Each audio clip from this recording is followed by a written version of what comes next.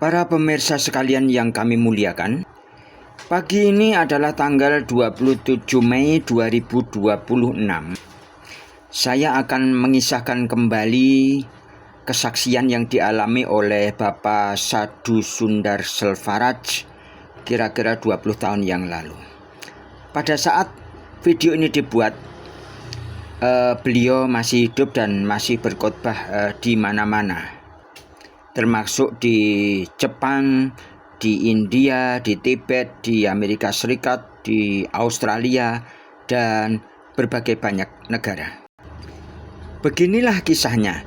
Kira-kira 20 tahun yang lalu, saya diminta untuk mendoakan seorang gadis berusia 23 tahun yang sedang menderita penyakit tuberkulosis yang parah.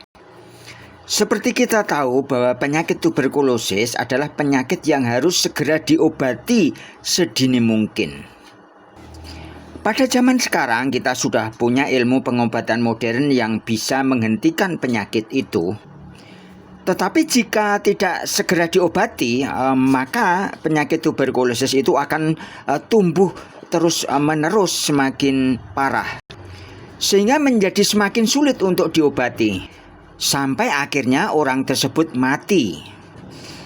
Perempuan berumur 23 tahun ini adalah seorang gadis yang telah menjadi ibu bagi 2 orang anak. Anaknya laki-laki 1, perempuan 1. Dan perempuan itu memang akhirnya mati. Ibu ini sendiri merupakan satu-satunya perempuan di dalam keluarganya. Karena dia merupakan yang termuda dan perempuan satu-satunya, maka dia menjadi anak kesayangan dari ayahnya. Ayah dari perempuan ini sudah meninggal dunia, tersisa seorang ibunya yang menjadi anggota di dalam ministry yang saya pimpin. Maka ibunya mengundang saya untuk berdoa bagi putrinya yang sakit itu. Sesungguhnya saya tidak mau memenuhi permintaan tersebut karena pasti pendeta saya tidak menyukainya. Maksud saya pendeta lain dari yang bukan ministry saya. Bukan pendeta saya, tetapi dari organisasi lain. Karena saya tidak ingin dibilang sebagai mencuri domba dari kandang yang lain. Tetapi kebetulan pendeta dari perempuan yang sakit ini mengundang saya untuk ikut mendoakannya juga.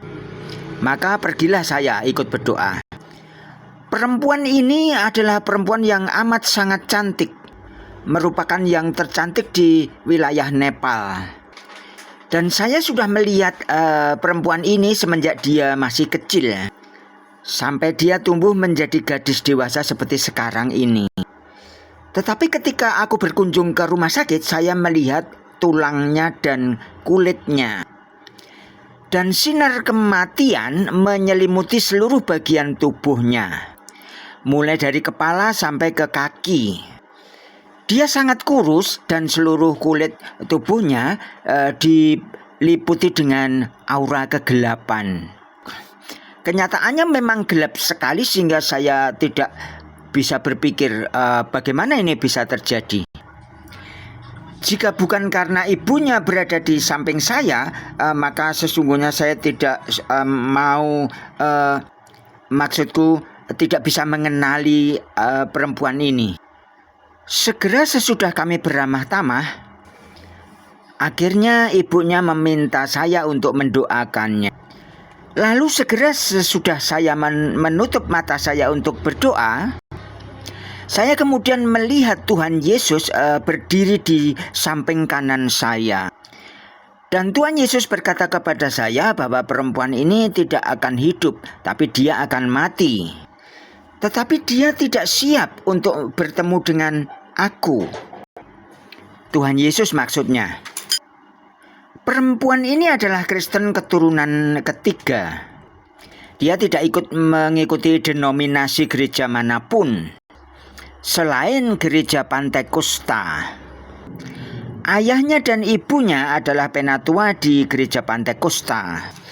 Jadi perempuan ini tumbuh di dalam satu gereja Pantekosta. Dia dibaptis air dan dipenuhi dengan Roh Kudus. Jadi begitulah latar belakang dari perempuan ini. Dan sekarang Tuhan Yesus berkata kepada saya, dia tidak siap untuk menemui saya.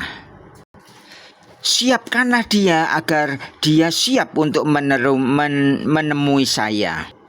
Maksudnya saya Tuhan Yesus. Saya sangat kaget karena baru pertama kali saya mendapat permintaan seperti itu dari Tuhan Yesus. Bahwa seorang yang percaya tetapi tidak siap untuk bertemu dengan Tuhan Yesus. Padahal secara wujud dia adalah seorang Kristen. Dia telah dicuci dengan darah Yesus jiwanya.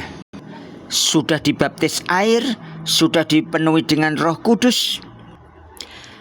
Tetapi aneh, Tuhan Yesus berkata bahwa dia tidak siap bertemu aku. Sekarang saya ingin Anda melihat dari perspektif yang berbeda. Andai saja saya tidak pergi ke sana. Dan tiba-tiba perempuan itu mati. Kira-kira kemana dia akan pergi? Dia tentu tidak bisa akan pergi ke surga. Karena dia tidak siap bertemu dengan Tuhan. Jadi segera sesudah Tuhan berkata kepada saya demikian, saya meminta untuk orang tuanya keluar dulu.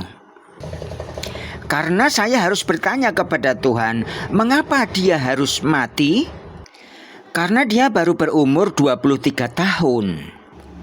Dan bahwa Tuhan dalam Alkitab berkata bahwa umur manusia hanya sekitar 70 tahun saja. Atau paling tidak 80 tahun saja. Baiklah, sekarang lupakan angka 80 dan 70 itu. Sekarang kita bicara sedikit matematika. 70 dikurangi 23 dapat angka berapa?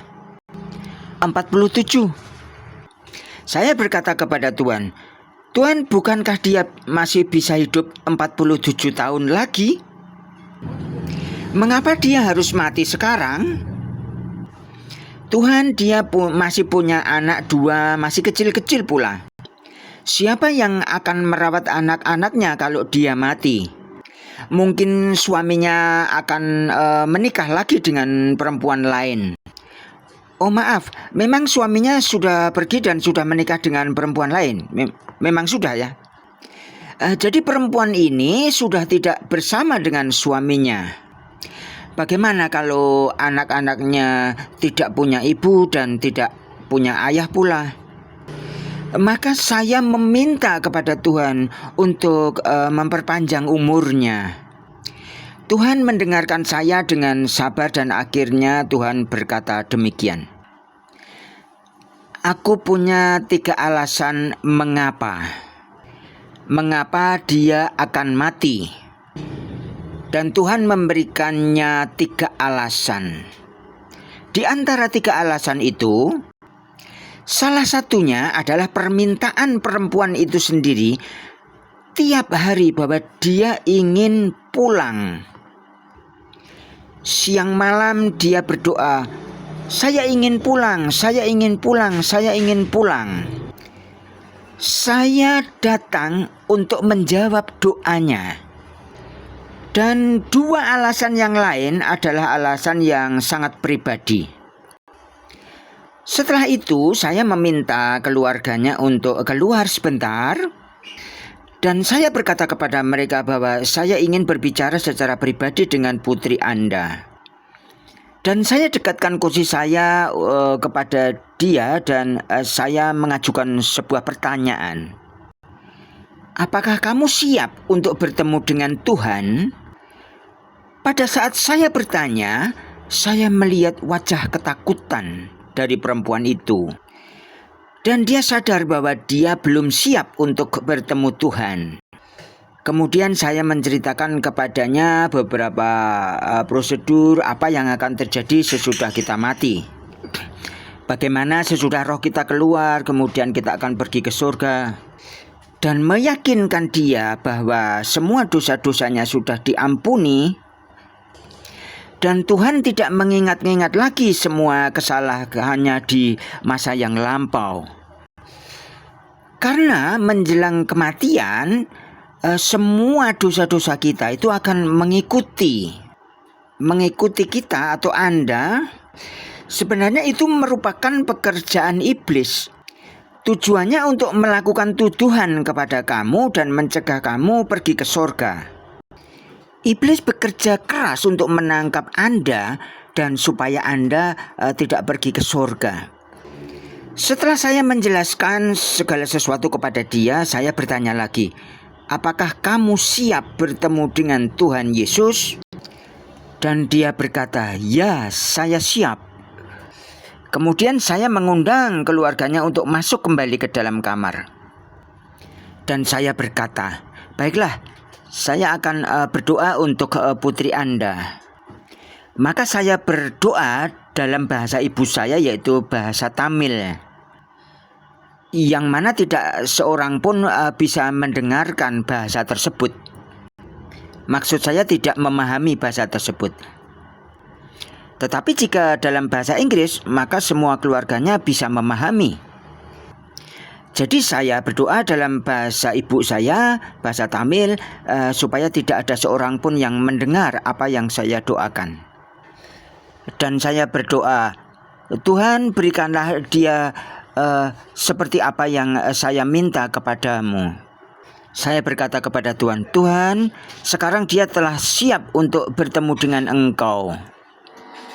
After praying all that in Tamil, sesudah itu saya berdoa lagi dalam bahasa Inggris, tetapi dalam berdoa yang sifatnya umum, yaitu doa pemberkatan.